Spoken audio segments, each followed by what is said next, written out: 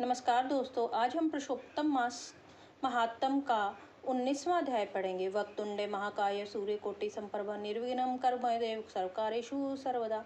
श्री सूत जी बोले, श्री नारद जी को ये कथा सुनाते हुए श्री नारायण ने आगे जो कुछ कहा अब आप उसे ध्यानपूर्वक सुनिए। जब ब्राह्मण सुदेव ने अपने संशय को मिटाने की भगवान से प्रार्थना की तब भक्त वत्सल भगवान श्री कृष्ण बोले, हे द्विजराज, तुमने जैसा तप किया है वैसा और कोई नहीं कर सकता, किंतु तुम ये नहीं जानते हो कि मैं सबसे अधिक प्रसन्न किन किन बातों से होता हूँ।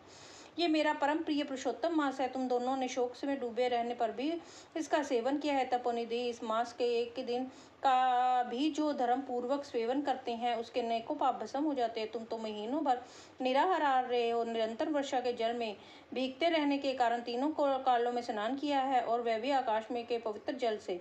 महीने बार उपवास किया है। शोक में होने के कारण चेतना नष्ट होने से तुम पुरुषोत्तम मास को जान भी न सके तथा बिना जाने ही उसका नियम पालन करते रहे।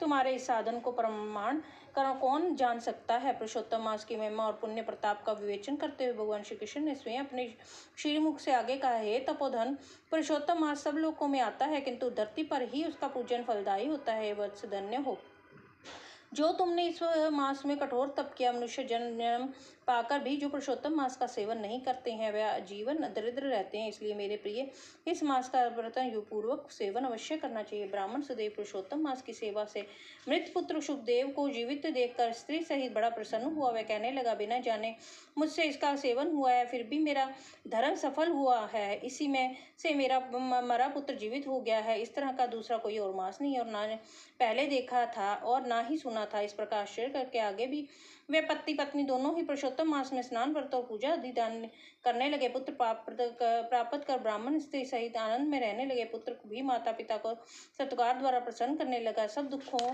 के नाशक पुरुषोत्तम मास के नियम अनुसार अपनी स्त्री के साथ जप हवन आदि करते हुए वे ब्राह्मण स्त्री सहित अनेकों सुखों को भोग कर 1000 वर्ष बाद परमलोक को गया। कथा का समापन करते हुए महर्षि वाल्मीकि ने आगे कहा, हे राजन, ब्रह्मलोक में हजारों वर्ष तक पत्नी सहित सभी सुख भोग कर तुम इस जन्म में राजा दृढ़ हुए हैं। पुरुषोत्तम मास की सेवा करने से ही तुम ये सब वैभव और रिद्धियां प्राप्त हुई हैं। राजन, तुम्हारी रानी वही पतिव्रता गौतमी है। हे राजन, तुमने जो चरित्र पूछा है वह हमने सुना दिया है। हे भोपाल, पूर्व जन्म में तुम्हारे पुत्र जिनमें श्री हरि ने जीवित किया वे सुखदेव नाम से प्रसिद्ध हुए और 12 वर्ष पृथ्वी पर सुख भोग कर वैकुंठ को गए।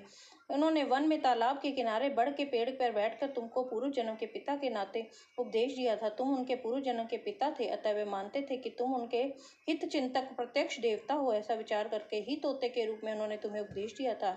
हे महाराज, अब मैं पापनाशिनी सरयू पर जाऊंगा। श्री नारायण बोले, इस तरह तुम परम यशस्वी महाराज दृढ़ के पूर्व जन्म का हाल कहकर जब महर्षि वाल्मीकि चलने लगे तब राजा ने उनसे आगे की कथा सुनाने का निवेदन किया।